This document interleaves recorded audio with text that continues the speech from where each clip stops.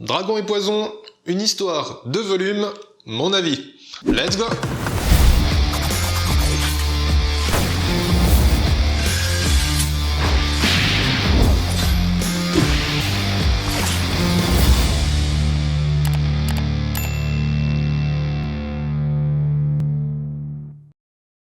Alors, Poison et Dragon, une BD d'humour fantasy éditée chez les éditions Draco. Premier volume est sorti en octobre 2019, tandis que le second est sorti en mai 2021. On retrouve Isabelle Botian au scénario, avec Rebecca Morse au dessin et Aurélie Kaori à la couleur. Synopsis.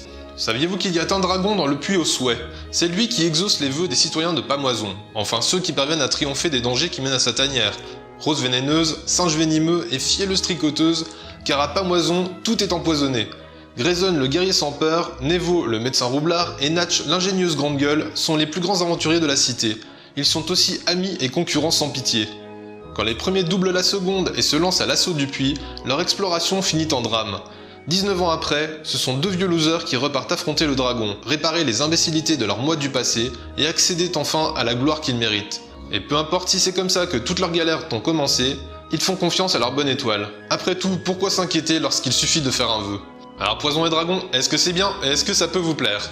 Commençons l'analyse. Déjà, au niveau des dessins, c'est vraiment propre avec un trait clair et très agréable à lire. Les personnages sont extrêmement variés, au masculin, au féminin, des gringalets, des bedonnons, des jeunes, des vieux, des bestioles en tout genre. De ce côté-là, il y a vraiment une belle diversité. Et c'est le même tarif pour les décors. Ils sont vraiment travaillés et très détaillés, notamment dans le puits au souhait qui fourmille vraiment de détails. On ajoutera à ça une très belle mise en couleur avec des teintes variées et qui collent parfaitement aux ambiances. D'ailleurs, même si c'est très coloré avec un style un peu cartoonesque, ce n'est pas forcément gnangnan. Il y a un côté assez mature mélangé à cet univers complètement déjanté. De la luxure, de la violence, un peu d'hémoglobine. Moi, c'est un point que j'ai plutôt apprécié, mais c'est toujours bon à savoir. Bref, graphiquement, pour moi, c'est un bon oui. Bon, sur la forme, c'est validé.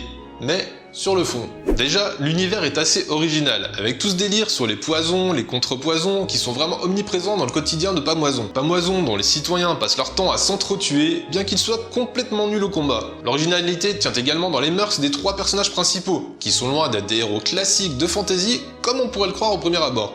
Entre Natch qui semble fan d'orgie, le fait que les persos semblent se trahir, mais en toute amitié, les déconnades par-ci par-là du style à gueuler purge pour dézinguer des monstres, bref, on a là une bonne bande de potes dans un esprit déjanté et aventurier où les relations d'amitié et d'amour vont être au centre de l'histoire. Seulement l'histoire n'est pas aussi frivole et des événements beaucoup plus dramatiques vont se greffer dessus, et je pense que c'est vraiment ce mélange que j'ai trouvé très intéressant. Il y a des questionnements assez sympathiques de soulever, et on insiste finalement sur des notions pas mal humaines. Mais bien sûr là, no spoil pour ne vraiment pas vous gâcher la lecture. En revanche, ce qui m'a un peu plus dérouté, c'est plutôt le rythme de l'histoire. Il y a pas mal de notions de temporalité à suivre. Et surtout, il y a cette ellipse de 19 ans qui arrive plutôt cash. Alors je parle pas d'ennui, loin de là, parce que je me suis vraiment aligné les 2 tomes d'un coup. Mais j'ai trouvé que parfois, certains éléments sont un peu rapides, et j'aurais préféré qu'ils soient un peu plus exploités. Du coup, je n'arrive pas à savoir si ça m'a vraiment dérangé ou non. J'aurais peut-être apprécié que l'histoire soit étalée sur 3 tomes. Car la BD a vraiment de très bonnes idées, mais avec un arrière-goût de j'en voulais plus. D'ailleurs, c'est le point positif et à la fois négatif dans les formats courts. Du coup, c'est super de ne pas partir pour 60 tomes,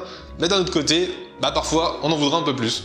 Au-delà de ça, j'ai trouvé que ça se lisait vraiment facilement, c'est bien découpé et bien rythmé en termes de dynamique. Côté humour, c'est présent, mais pas tant que ça. Enfin, si, mais plutôt dans son atmosphère très burlesque et caricaturale. On n'est pas sur de la blague très appuyée, des punchlines incessantes. Et c'est peut-être ce mélange d'un monde déjanté avec des éléments plus matures et sérieux que j'ai vraiment apprécié. En tout cas, c'est l'une des principales qualités de la BD. Alors, Poison et Dragon, est-ce que je vous recommanderais ça? J'ai envie de vous dire, tout dépend de ce que vous recherchez. L'histoire en soi est sympa et originale, et même s'il ne m'a pas tenu en haleine comme un malade, je vois plutôt ça comme une fable légère avec quelques moralités. Graphiquement, c'est très beau et agréable à lire, rien à redire, même s'il faut aimer ce style très burlesque. Le récit est très bien rythmé pour qu'on ne s'ennuie à aucun moment et l'univers est réellement original, mais comme je le disais, je pense qu'il aurait gagné à être un peu plus creusé. En gros, je dirais que c'est comme un bon film, c'est pas un blockbuster, mais c'est l'occasion de passer un très bon moment. Donc si vous prenez l'œuvre pour ce qu'elle est, une BD d'humour fantasy originale, je vous la recommande totalement, et si vous n'adhérez pas à ce genre d'univers, tout simplement, passez votre chemin. Bref, sur ce, on se retrouve bientôt pour une autre découverte, et en attendant, ciao!